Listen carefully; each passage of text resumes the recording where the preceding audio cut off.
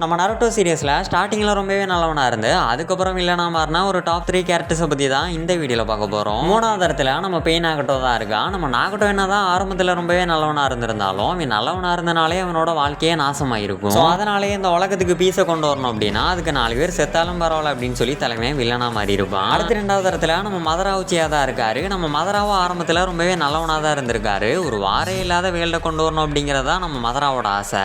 அந்த ஆசை நிறைவேறதுக்கு இன்ஃபினிட்டி சுக்கியோமி தான் ஒரு வழி அப்படின்னா அதையும் போடுவே அப்படின்னு சொல்லி தலைமை ஈவலா மாதிரி இருப்பான். நம்பர் 1ல நம்ம ஒபிட்டோ உச்சியா தான் இருக்கான். நம்ம நருட்டோ சீரியஸ்ல நம்ம நருட்டோக்கு அடுத்ததா ஒரு நல்ல கேரக்டர் அப்படின்னா அது நம்ம ஒபிட்டோ அப்படின்னு தான் நான் சொல்லுவேன். ஏன்னா அவனோட சின்ன வயசுல யாரெல்லாம் கஷ்டப்படுறாங்களோ அவங்களுக்கு எல்லாமே யோசிக்காம உதவி செய்வான் நம்ம ஒபிட்டோ. அப்படியாப்பட்ட ஒருத்தனை தலையில அடிச்சு அவனை சூழ்நிலையால வில்லனா மாத்தி விட்டுருப்பாங்க. ரீசெண்டா உடம்பு சரியில்லை அப்படின்னு சொல்லி ஒரு வீடியோ போட்டிருந்தேன். அந்த வீடியோக்கு நம்ம ஃபேமிலிஸ் எல்லாமே சேர்ந்து கமெண்ட் பண்ணியிருந்தாங்க. ப்ரோ உடம்ப பாத்துக்கங்க ப்ரோ, நல்லா ரெஸ்ட் எடுங்க ப்ரோ அப்படின்னு. அப்படி சொன்னா எல்லாத்துக்குமே கோடானி கோடி நன்றி